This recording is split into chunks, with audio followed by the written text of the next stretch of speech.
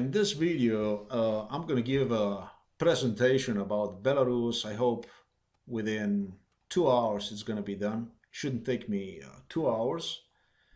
It should be interesting for everybody, uh, also for Belarus people and for the Russian people.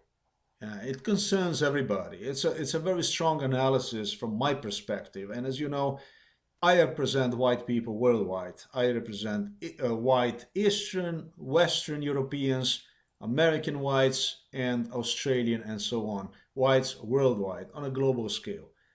Uh, let's say I'm one of the options of this movement, uh, and I'm trying to do my best to represent our plight. I did forget South African whites. Please excuse me for that matter.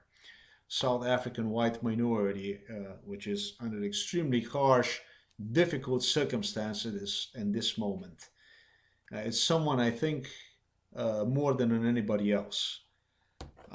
All this that I am performing actually never ever would have taken place without them. They got me into a larger perspective, and somehow I got involved in these things through them, through their struggle, through their plight for existence. So I'm going to give you a perspective of Belarus politics. Basically, is how I see one as. It's really interesting. Important meetings took place between uh, Belarus and Russia. Regional governors met in Moscow, and then they had forum, and then after that they have something like a conference where they have signed mutual cooperation agreement and such. And in addition to that, I'm going to use, of course, what I have experienced here since my arrival to Belarus, where, of course, I'm sure you understand, I came to file for political asylum. I came here to seek protection from United States of America, I should say, country which is totally dominated, controlled by Zionist, Zio-fascist government, uh, which also have enough influence to control European Union through the corrupt European Union politicians. So I'm sure you understand what I'm all about, and so I will example you how things. I'm not talking about only the thuggery, the criminality that I have faced here. Basically cutting my backpacks, intruding in my property, disabling my androids, hacking my telephones. I,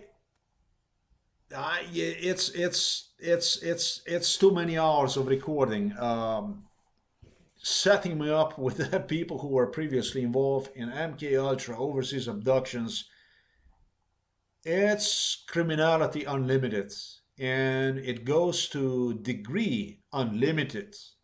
Okay, the crime, the criminality that goes way beyond anything imaginable, anything Twilight Zone actually serious have presented to the people, possibly can take place, possibly could take place.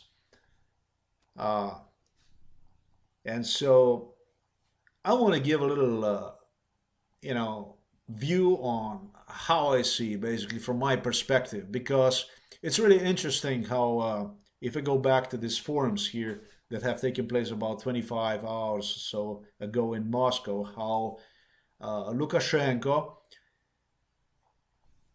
have attempted to, present his case, approach, into the Russian politics, sell scenario that was designed by United States of America. The scenario, it's like a Trojan horse. You sell it, this idea, and it's the idea that embeds itself into the system, into certain mentality, and even gets signature, even gets the permission to go on with that uh, program. And gradually, this embedded program turned itself into a real disaster.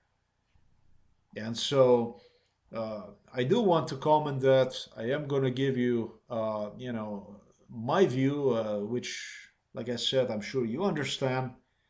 But there's a lot of stuff. First of all, I did not have enough time to publish the time, the incidents that took place against me because they were just too numerous. Okay, they wanted me to concentrate into publishing what they are doing to me, and at the same time, what they would do is they would basically take me to Israel. They would abduct me, even after I have totally clarified myself on my stance in regards to Israel, in regards to Netanyahu. They would just, it's just like, how can I say, I actually, with the stuff these people here in Belarus have come up with, if I wasn't as strong as I am, I think my mind would just shut off.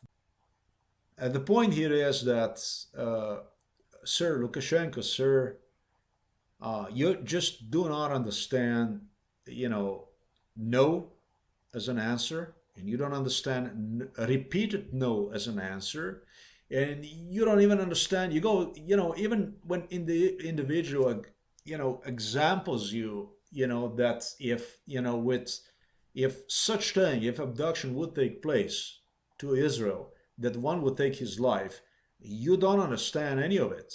I mean, that can be seen from my blog that, you just don't understand, is what I'm trying to say. You don't understand a lot. You don't understand absolutely anything. And so, that type of attitude, that type of approach, that type of psychology, is the type of psychology attitude that have created major conflicts throughout the history of the world. I mean, nations have destroyed one another and have fallen apart because of people like that, in the history of the world. And it have happened many times.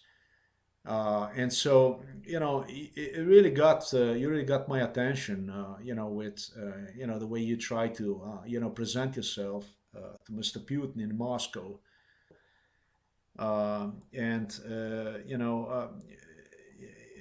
the psychology that was used on me, in addition, or I should say simultaneously with, with everything I have mentioned, with total criminality, it was such, the best probably example would be, and it was something that was repeated to me by residents here, not only by security officer, but that I will mention as an example, but other residents as well. It was a way to brainwash me. It was basically to tell me, first of all, the UN lawyer, when I came here, he told me, "Do you know why the Germans are called Niemcy, Niemets? It's because we don't understand. It's Niem, you don't understand. Niemets, you don't understand him." Okay, and so we go back to the residents. Uh, they would repeat me that, why to explain to you, if when I asked, if I did not understood maybe Russian word or something, and I was told, "Well, почему тебе объяснять, почему тебе сказать, why to tell you, why to explain to you, if you don't understand." Okay, and so this is the type of attitude that these people have taken on your behalf against me. Basically, perform total criminality here, and have relate that criminality further into explaining me your position to the stand like this. And so this happened also with security officer here who, whom I have asked. I did not know what he meant. The one occasion when he was with, another resident came to watch the TV, and it was something about electricity, something. He said something, and I'm very much concerned for other people's concern. I ask, if you can please tell me, if you can please explain to me, you know, if I did something wrong or something. And he said, of course, I did not do absolutely anything wrong. No, but this was the idea. The idea was just to say something so brutal to me. And, you know, he said, why to explain to you when you will not understand anyway? Как дела? Ну вот дела. Вот целый день включен. Приставка включена целый день. Что приключено, не понимаю. Не включена Что приключено? приставка? Не включена. Народ хочет телевизор смотреть. Да не проблема, почему нет? Мы тише То супер, то Не супер. тише, а погромче. А что включено? Mislim, что включено? Не понимаю. Ну, нас не Я понимаешь. требам понять. На. Что? Если не понимаешь, зачем тебе объяснять? О, окей, спасибо. Да? Не понимаю. Я, говорит, не Сегодня понимаю. понимаю. Сегодня понимаю. Мгм. You know, and so I told the other resident asked me if everything is okay. I said everything absolutely is okay. It's just that you know, I do not understand the people who do not understand that I do not understand. А как тихо expression? Відон Божию. А? 15 Відон minutes on Божию. DW. I what?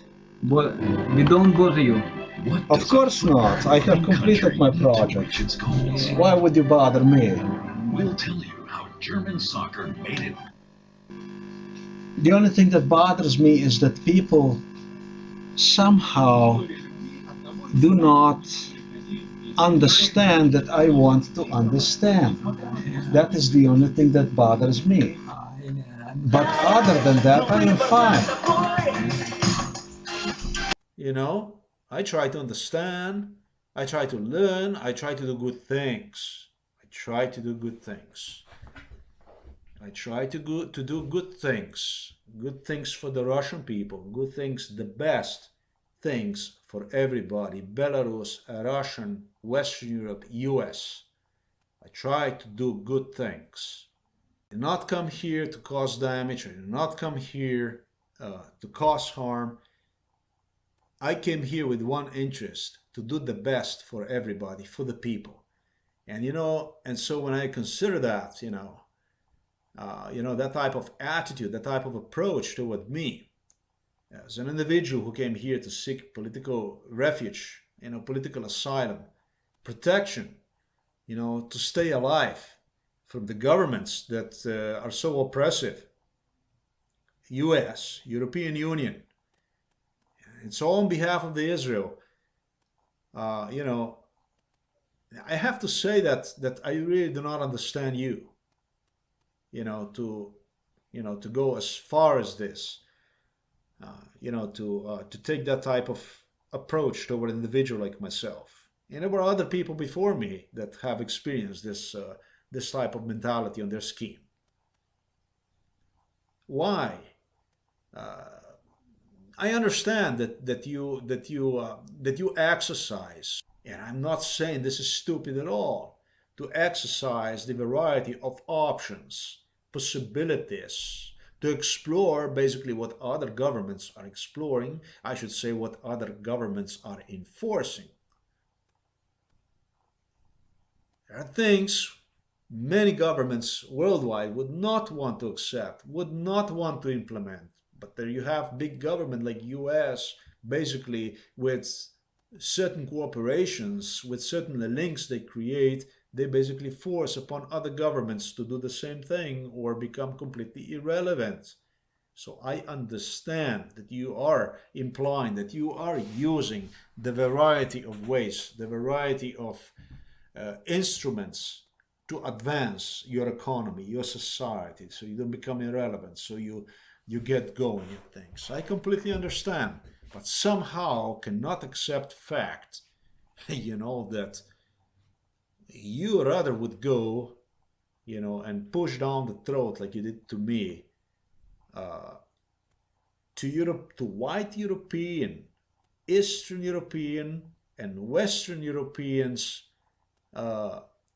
white Americans the option down the throat that it's going to be, in fact, the Israel, the one who will sign the contract on behalf of us, the contract, the cooperation contract on behalf of us with Belarus and Russia. That's called, I would say, like ultimate corruption, like ultimate criminality. And that's why I deem Lukashenko that you are extremely, extremely dangerous individual. You see, that's why this movie, that's why I'm going to give people an impression about really the things that I have seen here in Belarus, not only in Vitebsk, but also Belarus. As Minsk was really no different from Vitebsk. It was exactly the same thing. I explained very well and recorded what took place over there in Minsk already, how the federal government here, the Belarus government, have violated all the rights that can be violated according to domestic, state, and international laws. So I'm not going to even go into that, folks. You have to see the stuff that that I have already recorded and posted. Criminality basically unlimited. And so this is why this video, so we can prevent these things. And instead of that, we can do is we can advance what is important for us. Like I said, I came here in my best interest. I did not come here to damage. I've come to create here special relationship between Belarus, Russian, Western European countries that can truly advance and potentially greatly help our people in the US, who are controlled, as you know, controlled to extreme.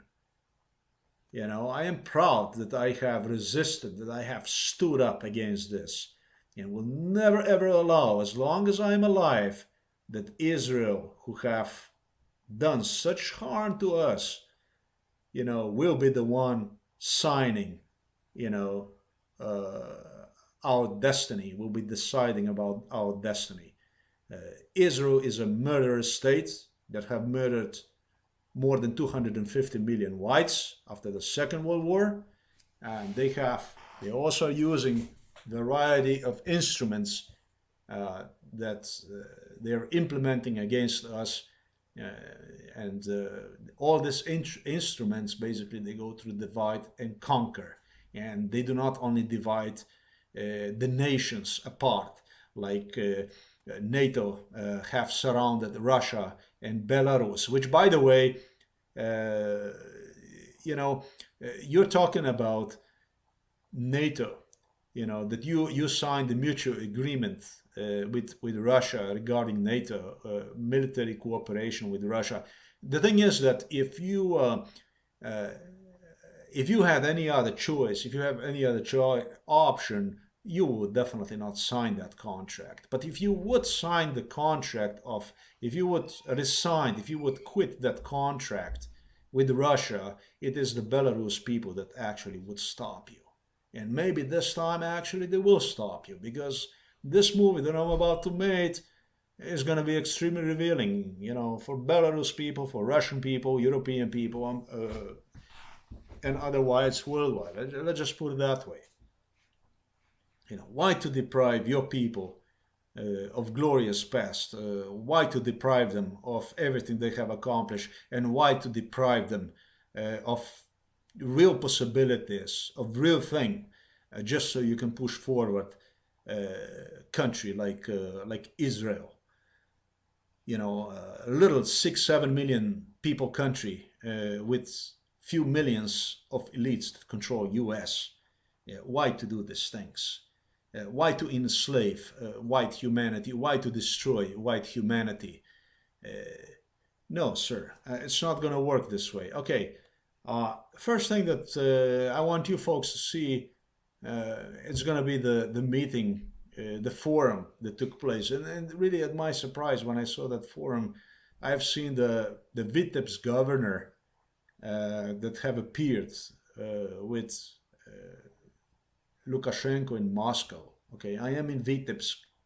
Okay, this is Vitebsk, region governor we're going to be talking about, you're going to see that Lukashenko already is trying to, with his Vitebsk government, trying to promote visas, that he's trying to basically to do the same thing, divide and conquer, break society of Belarus, just as the case was done in, let's say, in pretty much the same in Vancouver area, Canada, and so on, throughout the Europe and so on. They are pushing Silicon Valley, US. They're saying, oh, well, this is a scientist, and it's a corporation, and this and that. And what the next thing you happen, you have the human rights, you have some kind of experts, visas, take exercise, and all kinds of options that are used to penetrate the society and take the society down. Обеспечивает жителей региона России продуктами питания.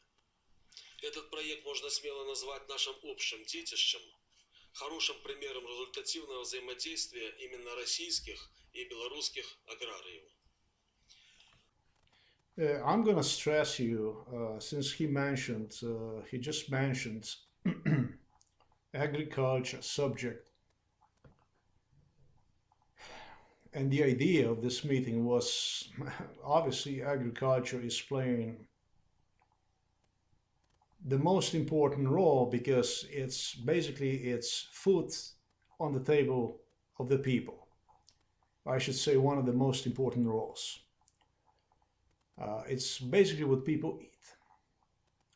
I'm just going to put it this way, okay? Agriculture in Belarus, I would say, is on extremely high level. It is sophisticated. I would say the quality products are maybe unmatched in the world. No store in the United States of America can possibly compete with food products in Belarus, is how I see it. In a little bit, I'm going to show you why I deem so. In US, stores are mainly divided in two sections. One is for natural products, and in the other section you have for the majority of the people that eat glute pastas with artificial, all kinds of additives to the food and stuff that cause anywhere from cancer and, anything possible, everything that is wrong with health, almost everything. In Europe, Scandinavian stores, maybe even in Germany, would probably somehow manage to climb closer to the level of the quality level that of food products that are available to the Belarus people. This is just a fact. What you are about to see is a reality. I have not seen one in one store only. I have seen that in several other stores. In Minsk, in Vitebsk. However, there is another problem with all this stuff. The problem is that the pricing, the availability of those products to domestic population it's almost unaffordable, I would say.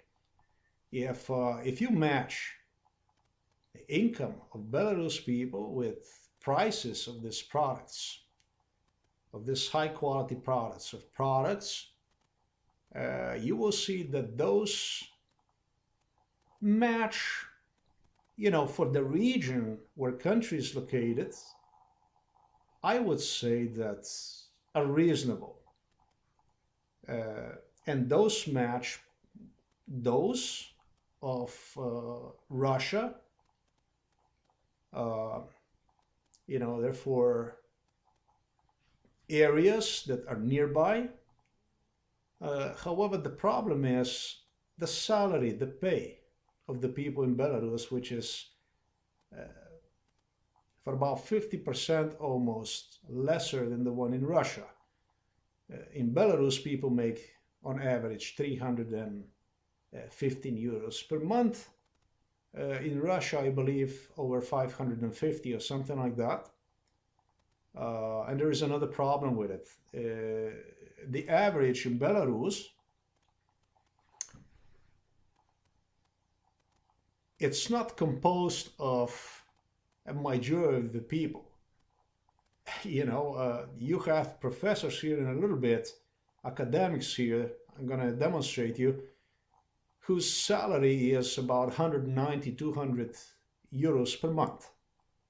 So there are obviously some other, chocolate barons, kings, Poroshenko-like people here that lift that national average to 315. Let me see if I can get that also.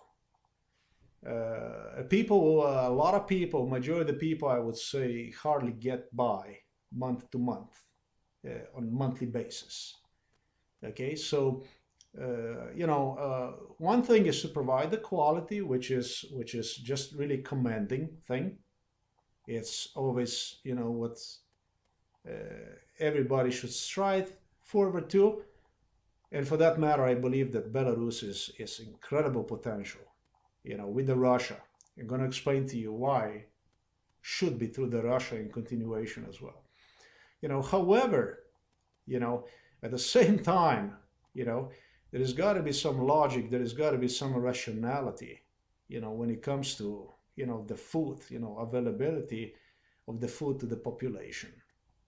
And this is just, that first subject that, was presented in Moscow by Vitebsk governor, as a successful story, of this region in Belarus is just something that is totally untrue. I'm just going to put it that way. Another thing is that I have mentioned the area, with respect to the area, that this is the proper pricing. It is. You cannot compare. Pricing of the products produced in Belarus with, let's say, I'm not going to say even Germany, because Germany is not, actually Germany gets products from Poland, Hungary, and other fertile areas where these products, are produced. And then what they do is they use those and they simply resell them over even to Russia and other parts of the world. And so it's not comparable. This climate, these conditions here, the agricultural conditions are not comparable to those in, I don't know, let's say in Ukraine, Hungary, and other parts of Europe. That's why maybe also is interesting, something that Ukrainian people should definitely think about. The people that get absolutely almost nothing. I think 185 euros per month is average pay in Ukraine. People told me in Lviv, they even work for 100 euros per month. And you're talking about the lawyers that work as a receptionists and stuff like that. So the chocolate king Poroshenko, have the authority, have the right to special entitlements, contracts, loans, and, all that wealth that he had built through divide and conquer technique, through the sellout. Just what kind of potential basically this would give to economy, a Russian economy, who would get cheaper products, preferably from Ukraine, Belarus, and what kind of economic push would this give to sanctioned by European Union, split by John McCain politics, with hatred, country like Ukraine, and at the same time a manipulated country like, let's say, is Belarus? And what kind of impact, what kind of economical strength would this give to the three systems if the three systems would unite and go against European Union, which is not union at all? There are many different interests that are running within the European Union. You see, you have German interests, you have British interests, you have French interests that are totally contradictory to the one, let's say, of the Poland. Poland dislikes Russian and dislikes German approach. Poland is looking toward politics of their own, does not understand really what is happening. Poland believes in regionalism within the globalism. I don't know what they believe in, really, to be honest with you. And so these streams that are totally countering, that are conflicting economically, that are basically reversing what should be prosperity for European people, for European intercontinental Russian area, you know, just somehow basically have to be bridged. And if countries like Germany, Britain, France would get the bone, you know, the proper backup, the proper trading partner that is absolutely in need as well for survival, because this is what we all are. You know, we better get together and represent the counterbalance to the Zio-fascist United States of America, or we will all fail. Because when our American brothers in the United States of America are fading, dying because of the freedom of the speech, we are dying with them as well. This actually would give, you know, push to everybody, you know, to go on with real prosperity, with real things. Because the bigger the market, the more powerful we all are, basically. And you see, this is already the idea about economic union that goes beyond Russia, beyond European Union, beyond all these crazy interests that are dividing us. And it's something, it should be discussed, it should be taken in consideration and used to offer our young people prosperity, jobs, versus basically what they're facing these days. What was it in G20? They are 20, we are plenty. I hope the politics hear this. I hope that young people hear and see this and understand really what's happening, okay? So this is already about the Ukraine. Young Ukrainian people were given just recently this visas so they can travel across the Europe to nowhere, search, you know, do the endless job search in multicultural paradises that were created to break them, destroy them, and you know, as such, return one day back to the country which they once used to know.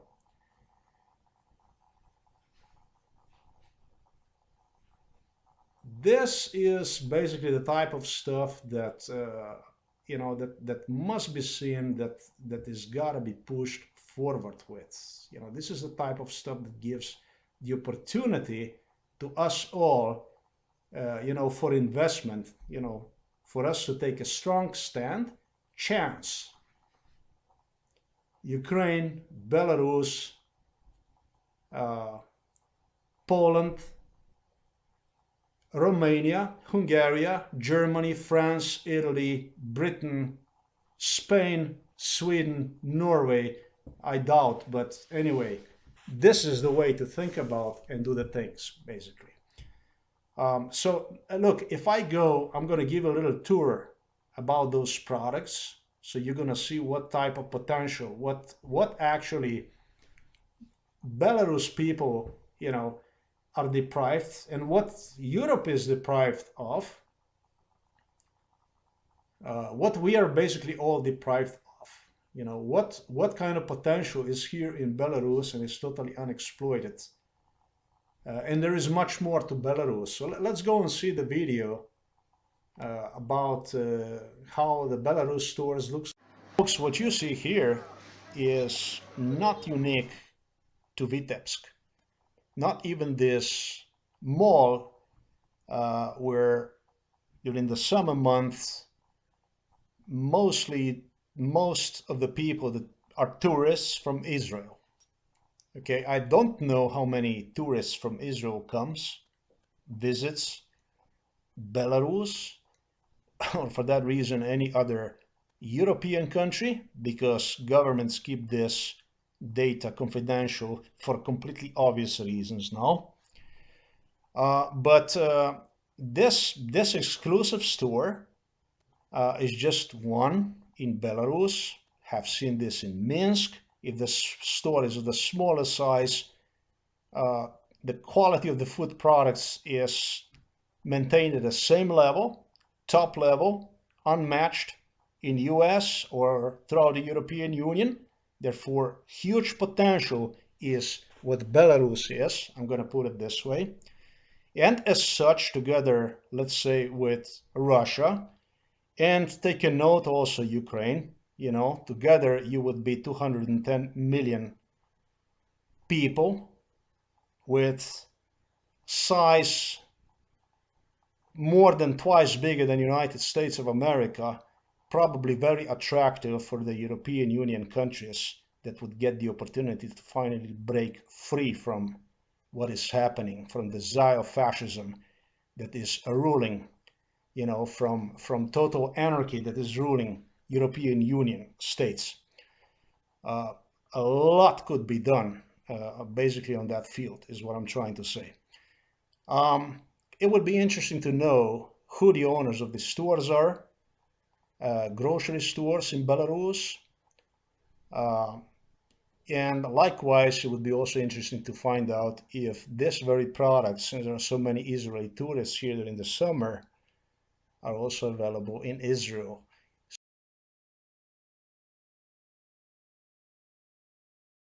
The research could have been done more thoroughly, okay? But, you know, I did a little homework. I really did. I did go to Aldi. I did go to, you know, to several stores, Spar.de, Spar.ru, anywhere from Kaliningrad, Königsberg, Moscow, St. Petersburg, and so on. And I did go back and forth, and I did match prices and things like that. So you can kind of trust me when it comes to prices that those in Belarus, you know, truly do match basically those in Russia. This pretty much is the situation. You're going to see a little variety, a little change here between, if you go to Spar, this is German store, by the way, location from Moscow differs from the one, let's say, in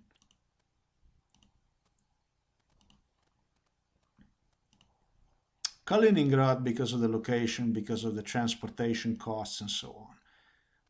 But you know, I did consider chicken, I did consider milk, I have seen cheese products, potato, I have seen variety of products. I have seen fruits, and I have seen vegetables. I'm going to talk to you about the lettuce. I'm going to talk to you about the salad, which, by the way, is not even available to the people in Belarus for most of the year.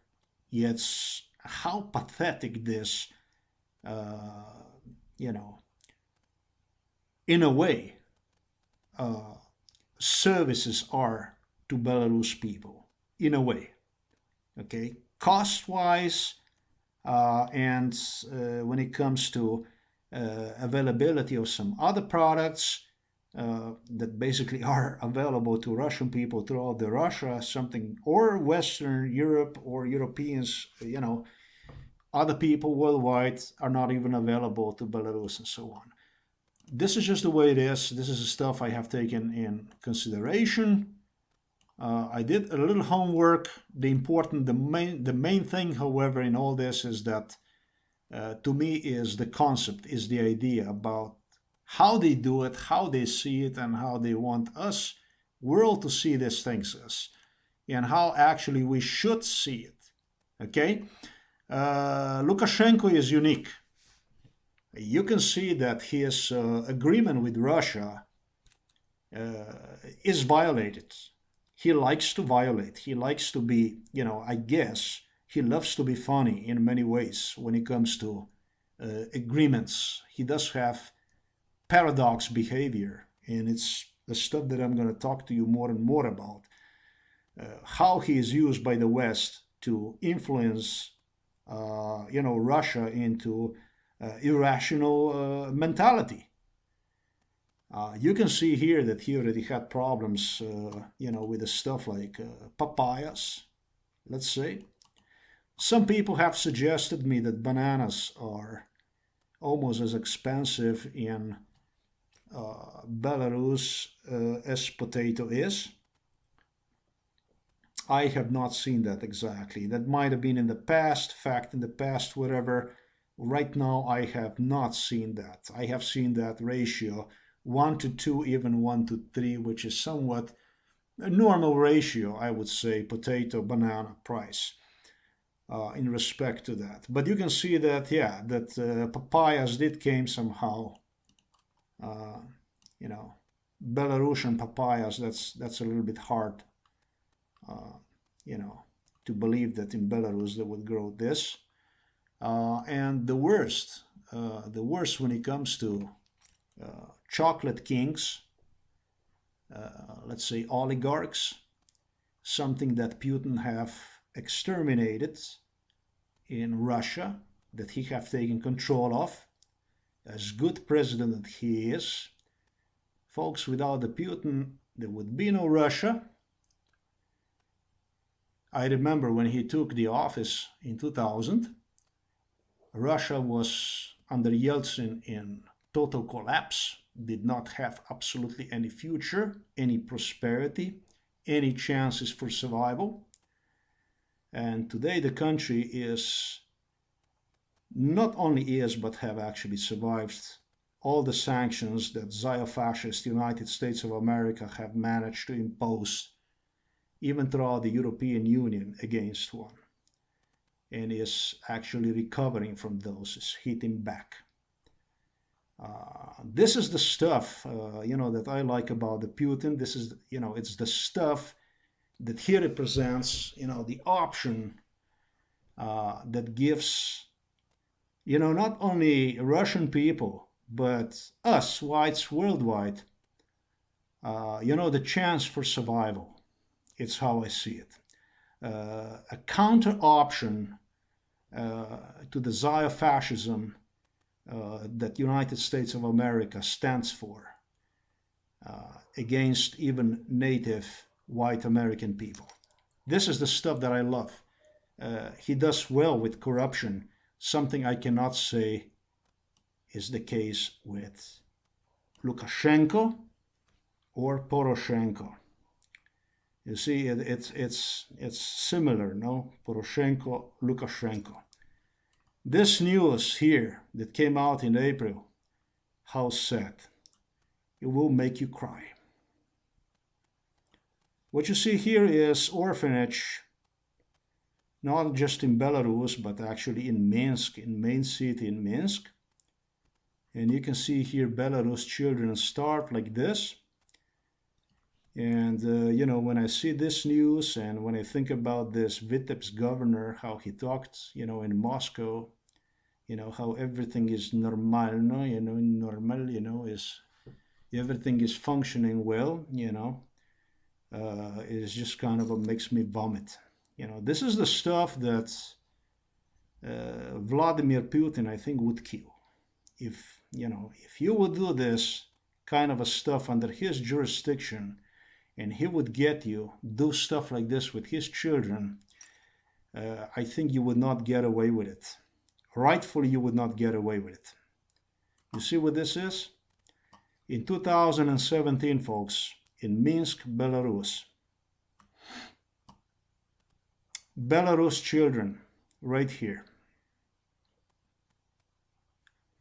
So Mr. Lukashenko,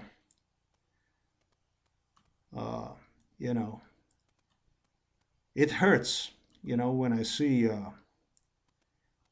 stuff like this. And, you know, and so I hope that Belarus people are going to open their eyes. I hope Mr. Putin is going to see this video. Yeah, and I have much more to say. Basically, in continuation, you can go here. This was published by Mail Online, and you can read the news for yourself. It's damn sad. Sad, just so the chocolate kings, like Poroshenko, you know, can have. And for the rest of the people, it does not really matter. You know, I don't mind the person have, when person provides, when person cares, when person does good job for his people. You know, but you know that you know, the stuff disturbing like this, and on the other side, like I've stated, oh, I did not go even through that stuff here. It's taking place. It's something that also I have promised you to talk about. Yeah, I have got through quite a few things. Those things, however, you can do yourself. You can go and you can research that stuff if you want.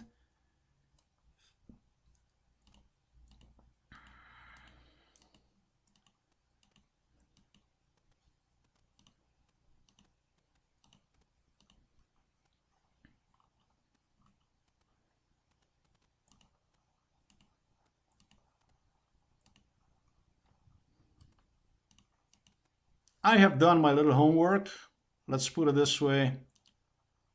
And what I want to do is I want you to see something else. It's very revealing. It's not even I who say this, but here's a nice little article from Belarus, and it's true. It's just the way it is.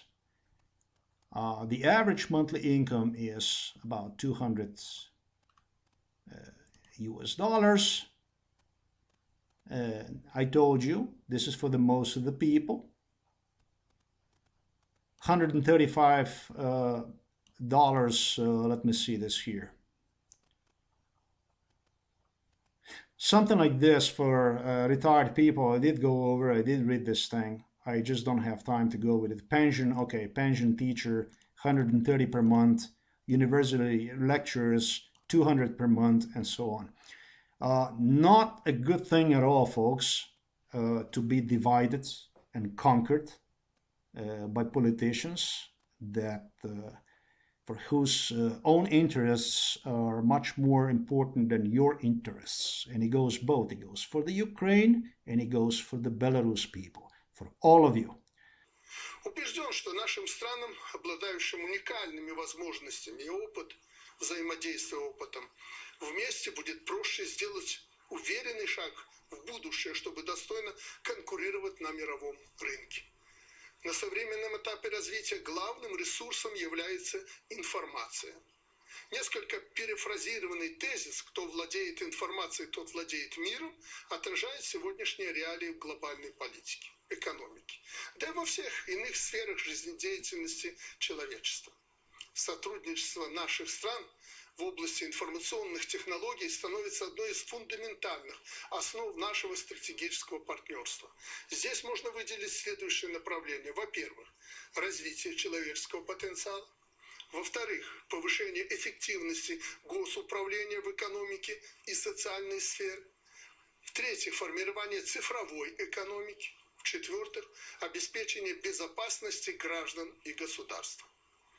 Отмечу, что динамичнее могли бы развиваться контакты в области информационных технологий на уже показавших свою эффективность площадках. Например, на базе широко известного парка высоких технологий в Минске. Залогом успешного преодоления глобальных вызовов в будущем является глубокая кооперация, ориентированная на выпуск высокотехнологичной, наукоемкой продукции. Непременное требование к такой продукции, скорейшее внедрение в серийное, говорил, не было бы счастья, да несчастье помогло, всякие санкции и прочее нас подтолкнули, вас и нас, потому что у нас все-таки кооперация мощнейшая, мы вообще единый экономический комплекс. Он не развалился после распада Советского Союза. Мы просто добавили к тому, что было. Что-то в России, что-то в Беларуси, что-то вместе. Но он функционирует. И... When it comes to the project that Lukashenko is bashing about, his famous China-Belarus industrial park, I understand it was almost given away for free.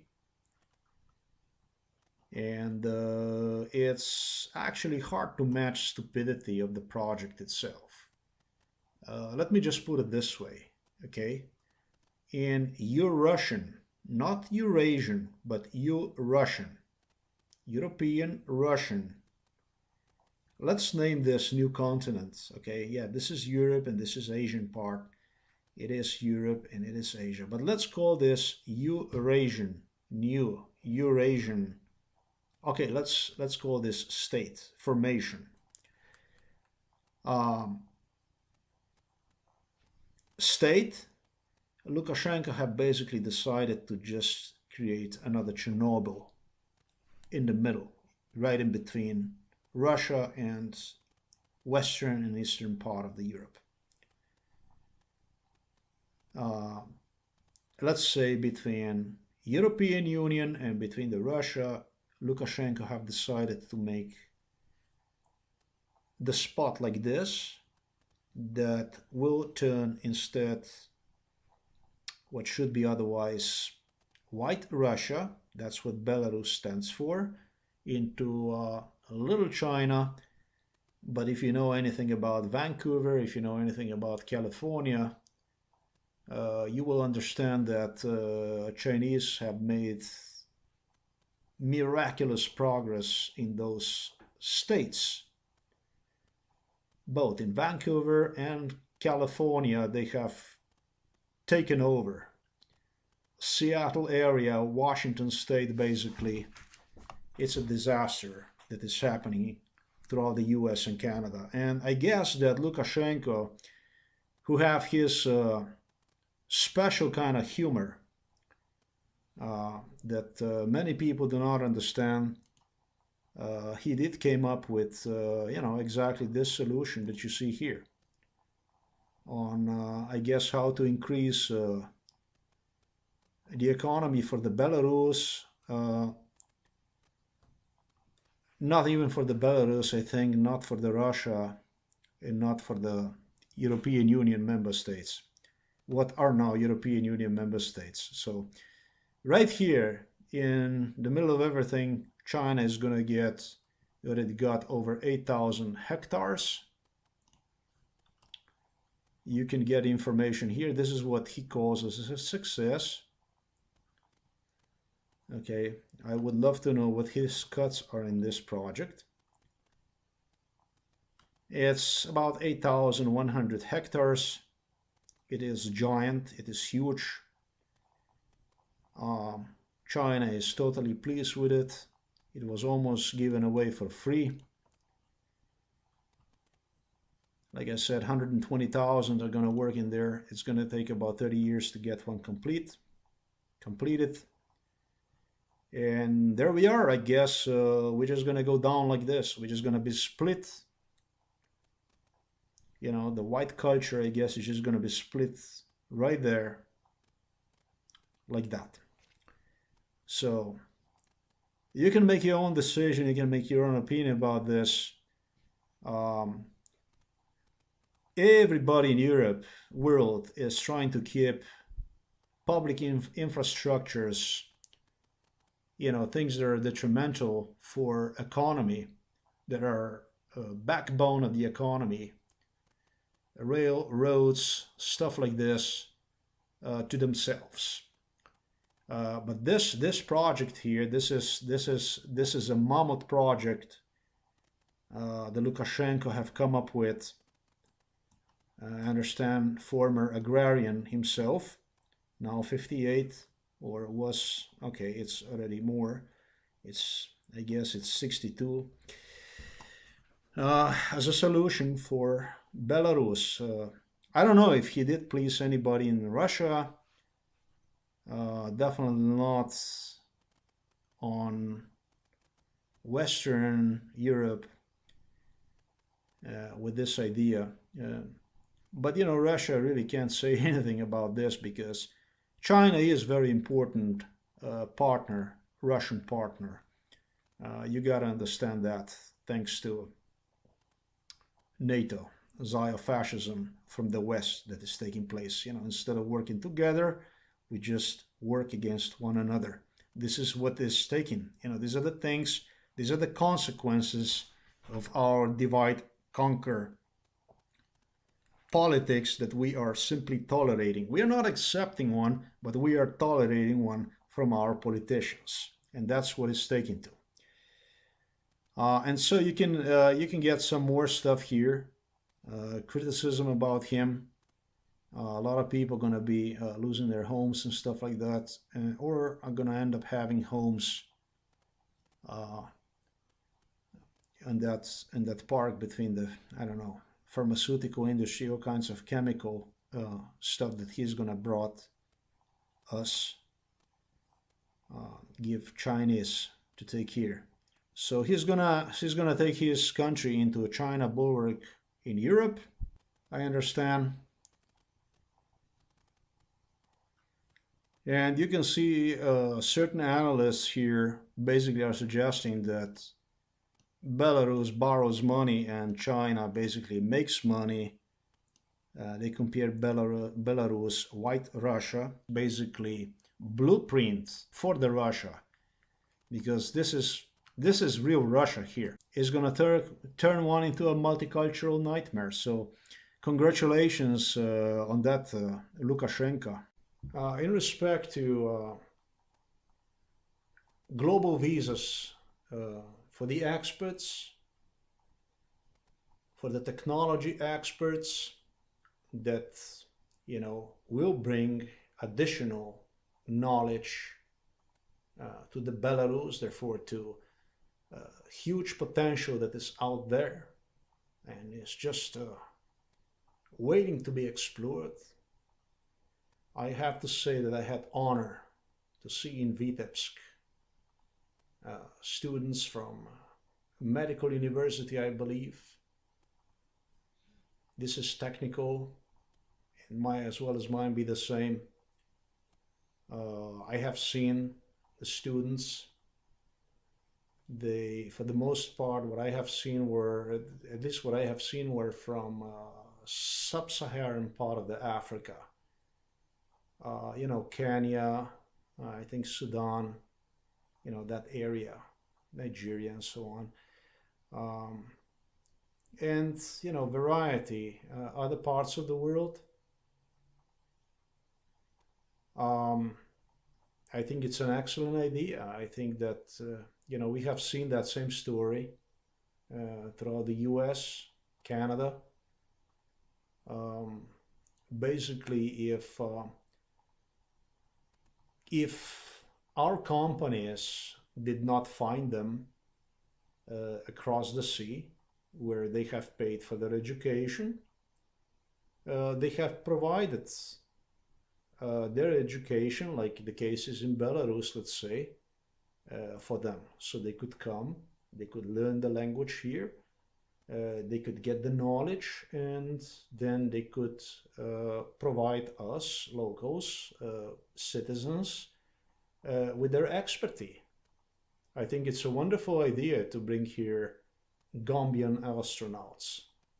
I think it's crucial for our survival. So there you go. That's just another plus right there for Lukashenko. Now!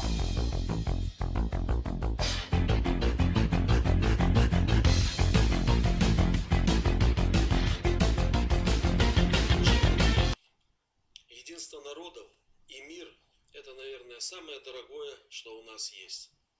мы сможем решить все проблемные вопросы, если будем работать, объединив усилия и оставаясь последовательными в реализации стратегической задачи развития и укрепления взаимовыгодного сотрудничества между нашими странами и регионами. Спасибо.